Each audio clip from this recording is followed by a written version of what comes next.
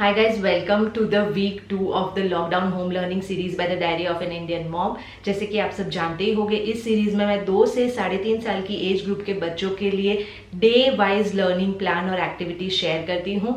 अगर आपने मेरे वीक 1 के वीडियोस नहीं देखे तो आई वुड सजेस्ट कि आप पहले जाके उन्हें देखिए। मैं यहाँ पे प्लेलिस्ट अटैच करूंगी और नीचे डिस्क्रिप्शन बॉक्स में भी मेंशन करूंगी।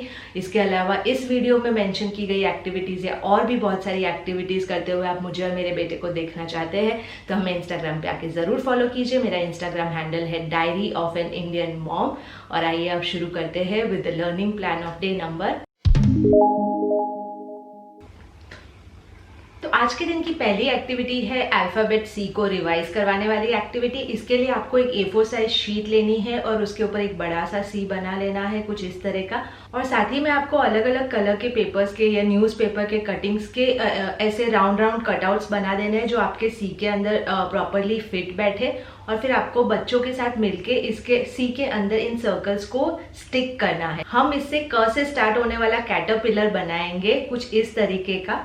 आप इसके लिए आपके पास अगर डॉट वाले स्टिकर्स या बिंदीज भी है बड़ी साइज की तो वो भी यूज कर सकते हैं। इसके बाद की जो एक्टिविटी है वो है बच्चों को फीलिंग्स से इंट्रोड्यूस करवाने की एक्टिविटी। हम सब जानते हैं कि इस एज ग्रुप के बच्चों में टैंट्रम्स, जिद्दीपना, ये सारी चीजें बहुत पाई जाती है क्योंकि बहुत बार वो अपनी फीलिंग्स को एक्सप्रेस नहीं कर पाते।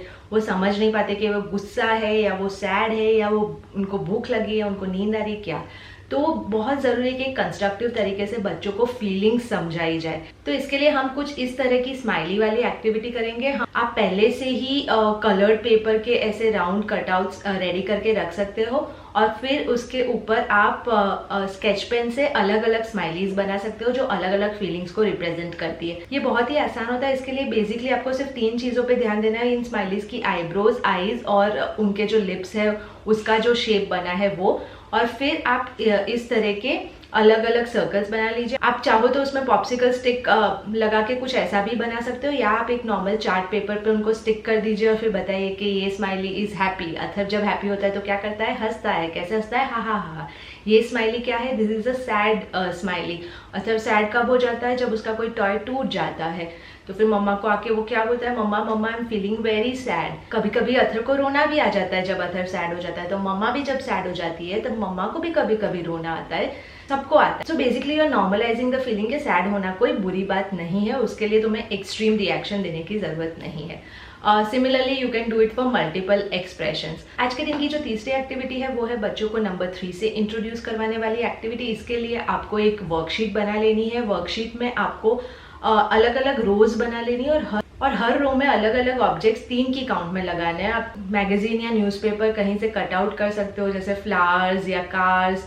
तो आपको एक रो में 3 कार्स बनानी है, दूसरी में 3 फ्लावर्स बनाने हैं। You can either stick them या अगर आपके पास वो रिसोर्सेस नहीं है तो आप उसको ड्रॉ भी कर सकते हो। और आपको साथ में एक बड़ा सा 3 बनाना है और आपको बच्चों को बोलना है कि दिस इज द नंबर 3। 1 2 3। 1 के बाद आता है 2, 2 के बाद आता है 3। These are 3 cars. Let's count 1 2 3.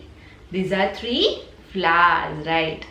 1 2 3 ऐसे करके 5-6 रोज आपने बनाई होगी और हर चीज को आपको बच्चे के साथ मिलकर काउंट करना है। मेक श्योर कि वो भी फिंगर रखे और साथ में आपके काउंट करे, तो इससे बच्चों को ज्यादा अच्छे से समझ आएगा कंसेप्ट और रजिस्टर भी अच्छे से हो जाएगा। आज के दिन की जो चौथी एक्टिविटी है वो है ऑपोजिट्स की एक एक्टिविटी। पिछले वीक में हमने 4 अलग अलग ऑपोजिट सीखे थे और चारों के लिए अलग अलग एक्टिविटीज या इलस्ट्रेशंस किए थे। उसका पर्पस बेसिकली ये था कि बच्चों को ऑपोजिट्स क्या होते हैं उसका कंसेप्ट समझाना। यानी आप बच्चों को कैसे समझोगे कि what does the word opposite mean, तो आप ऐसे कुछ 3-4 इलस्ट्रेशन देके समझा सकते हो। I think by now if you done all those 4 activities बच्चों को अच्छे से समझ आ गया होगा कि ऑपोजिट क्या होता है। तो अब आप बहुत आसानी से एक व्हाइट बोर्ड, चॉक बोर्ड या एक नॉर्मल वर्कशीट पे इस तरह का कुछ बना के बच्चों को बाकी के नए ऑपोजिट सिखा सकते हो, जैसे in and out, up and down, long and short, tall and short. तो ये सब बिगिनर लेवल के ऑपोजिट्स और बच्चे बहुत अच्छे से समझ पाएंगे। आज के दिन की जो 5वीं एक्टिविटी है वो है बच्चों को बिग, बिगर और बिगेस्ट का कंसेप्ट या टॉल, टॉलर, टॉलेस्ट बेसिकली जो एडजेक्टिव्स का कंपैरेटिव और सुपरलेटिव फॉर्म होता है उससे इंट्रोड्यूस करवाना है। तो अगर मैं आपको एग्जांपल दूं तो कोई विशेषण जैसे कि बड़ा, उसके लिए आप हिंदी में क्या कहेंगे कि ये बड़ा है, ये और बड़ा है और ये सबसे बड़ा है। बट इंग्लिश में इन तीनों चीजों के लिए एक अलग अलग वर्ड बना हुआ है, यानी बड़ा यानी बिग, और बड़ा यानी बिगर, सबसे बड़ा यानी बिगेस्ट। वैसे ही tall, taller, tallest, short, shorter, shortest. इसको कंपैरेटिव फॉर्म और सुपरलेटिव फॉर्म कहते हैं कोई भी एडजेक्टिव का। तो इस एक्टिविटी में हम बच्चों को वो समझाएंगे। तो इसके लिए आपको क्या करना है, अगेन आप 3 अलग अलग साइज के बॉल ले लीजिए, एक छोटा, एक थोड़ा और बड़ा और एक सबसे बड़ा। और फिर आप बच्चों को बताइए कि this is a big ball, but this ball is bigger than this ball and this ball is the biggest. और ऐसे ही आप 3 अलग अलग ग्लासेस ले सकते हो, अलग अलग हाइट के, और फिर आप बच्चों को समझा सकते हो कि this is a tall glass but this glass is taller and this is the tallest. ये अगेन बच्चों की आप धीरे धीरे करके वोकैबुलरी, ग्रामर ये सब बिल्ड करो। तो ये थी आज के दिन की सारी एक्टिविटीज। अगर आप अपने बच्चों के साथ इनमें से कोई भी एक्टिविटीज ट्राई करते हैं तो हमें इंस्टाग्राम पे DM करके फोटोज जरूर भेजिएगा या स्टोरीज में टैग कीजिएगा, मैं अपनी स्टोरीज में उसे शेयर करूंगी। I hope you like this video. If you like it, please give it a like, please share, please comment and please subscribe to my channel. I see you.